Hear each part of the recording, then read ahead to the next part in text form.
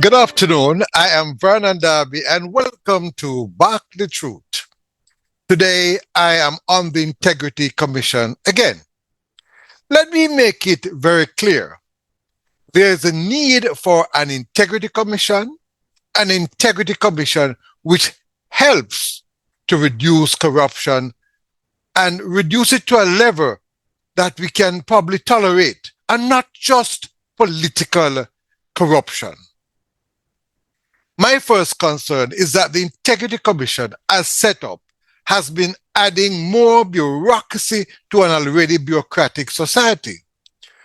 We're asking people to provide reports on themselves and their spouses, and then we use this information, or lack thereof, to charge them for doing something wrong. It comes across to me that we are asking persons to convict themselves. The bureaucratic culture in Jamaica is embedded in our DNA. And therefore, many of our bright minds continue to develop systems which perpetuate more bureaucracy. We need a system where if anyone commits a crime, then investigations take place, charges should follow if there's a case to answer. Now, the matter should then be decided on in a court of law. Why are we sending reports about corruption and crime to the Parliament?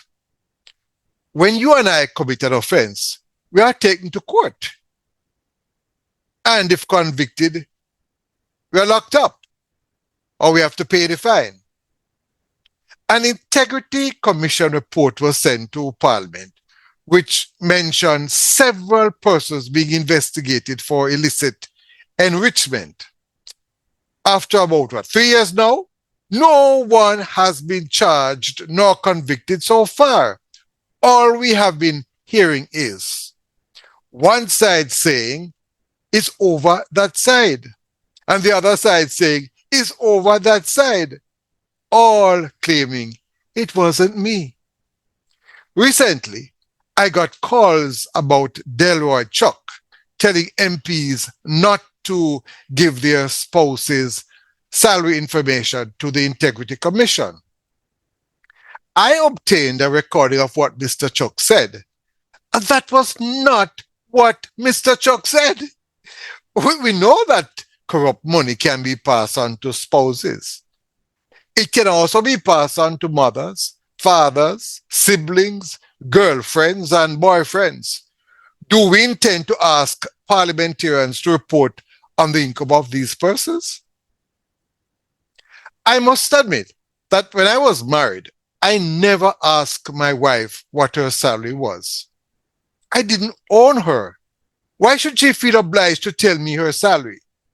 The law cannot force nor prosecute a spouse for not revealing her salary to her husband, and vice versa. So, what are we going to do? Penalize the husband because his wife does not want to divulge her salary? Or they probably have to go separate because it might end up being a big disagreement.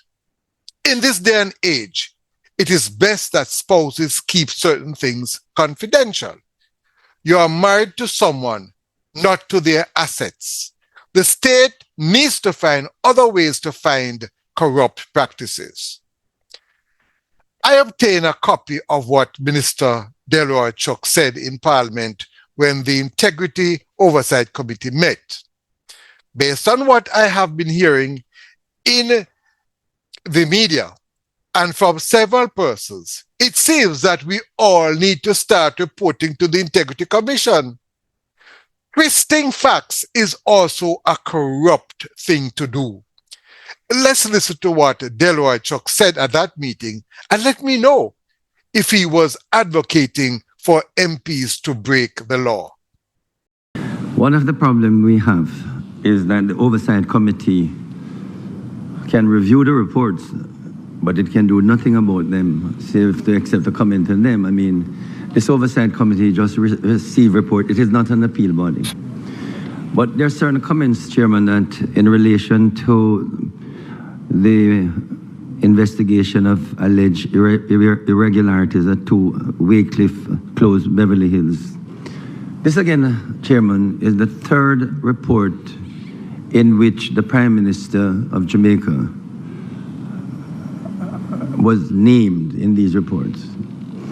And in none of these 3 reports, Chairman, has it been demonstrated that there's an act of corruption, any wrongdoing, even though in the second one, 171 pages, a number of speculative transactions were outlined.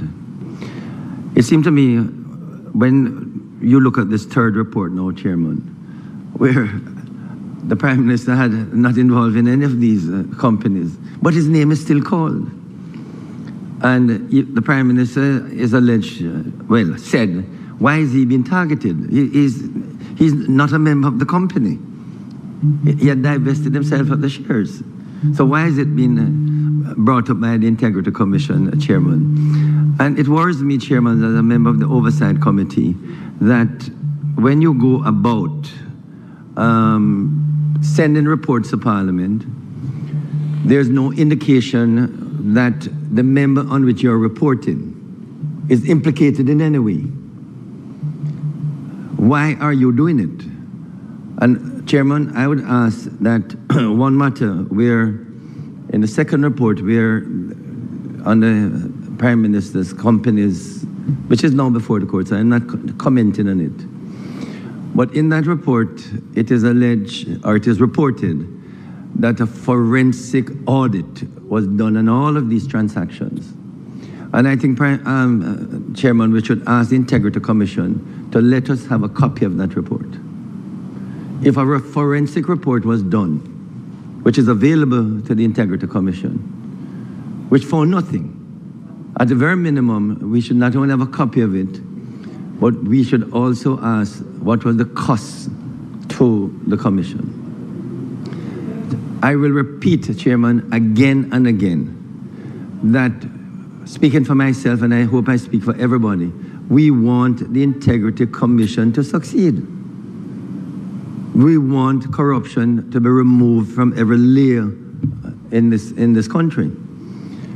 But I'm a little concerned, Chairman, that we're not getting, reports that reduce the perception of corruption.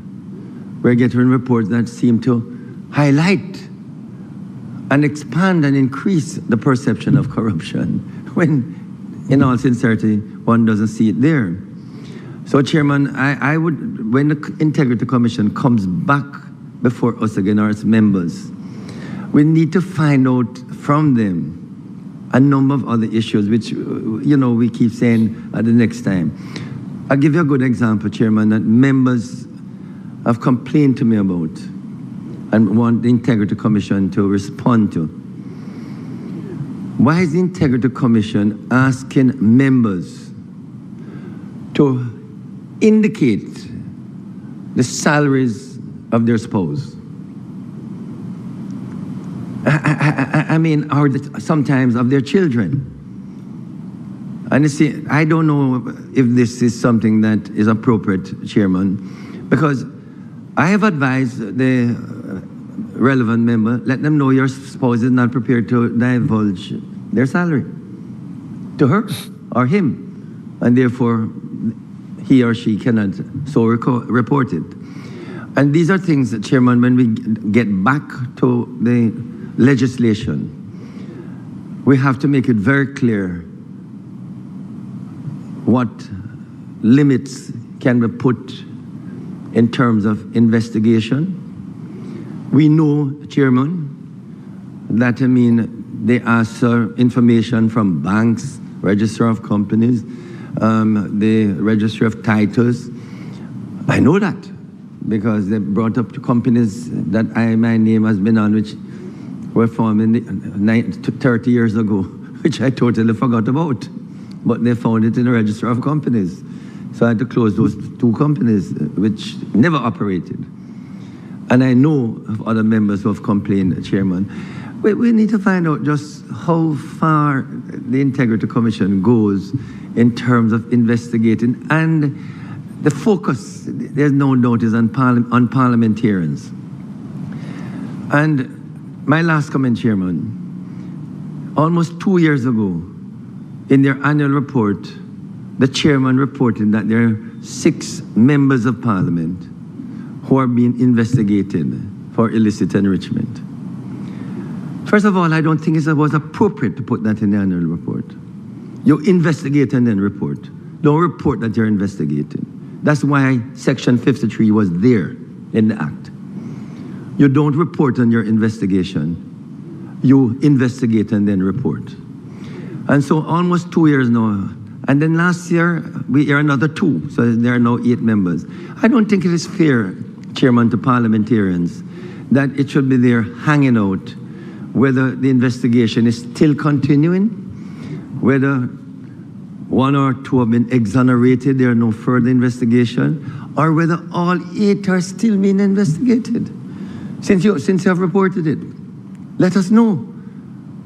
And I say, Chairman, it is unfair to us, certainly to me, because I don't know if I'm being investigated. And certainly no letter come to me. But it's unfair when people in the community will look at you as a parliamentarian. Are you one of the 6 or one of the 8? And that is the reason when this law was formulated, Chairman, Section 53 specifically made it. You must not report an investigation. You must investigate and then report. So, Chairman, at an appropriate time later, in the another time, we need to really ask the Integrity Commission what is the present status of these alleged 8 persons. Okay, that's my comment, Chairman. I hope you listen to the recording carefully. Remember that putting a twist on things and lying are some of the pillars of corruption. By the way, don't waste your time discussing whether I'm a Labourite or a PMP. When I write or publish things, I write and publish things the way I see it.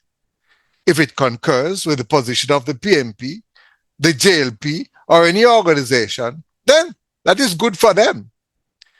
Please do add your comments to this podcast and let me know how you see it. Remember to subscribe to my Bar the Truth YouTube channel and also my Bar the Truth blog. You can also WhatsApp me at 876-816-5261. Love you, my brothers and sisters. Walk good.